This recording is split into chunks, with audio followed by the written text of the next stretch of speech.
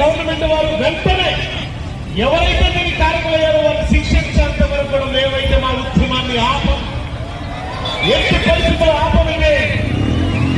కనుక ప్రశాంతంగా ఆ కుటుంబానికి ఆదరణ ఉండేటట్టుగా ప్రార్థన చేసుకొని కార్యక్రమాన్ని ముందుకు తీసుకెళ్ళాలని మన మధ్య పెద్దలు ఉన్నారు.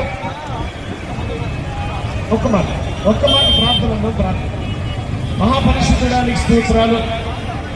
ప్రవీణ్ గారు సత్యం కోసం హతసాక్షి అయిపోయాడు ప్రభు.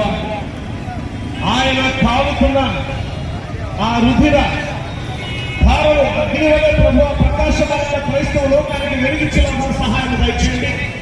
కుటుంబాలకు ఆదరణను దయచేయమని. ఎవరైతే ప్రవీణ్ గారి హత్యకు కారకులయ్యారో వారిని అరెస్టు చేసేంత వరకు కూడా అయ్యా ఈ ఉద్యమం కొనసాగిపోయినట్టు చేయమని యేసయ్య శ్రేష్ఠులను అడుగుతున్నాను తండ్రి. ఆమేన్.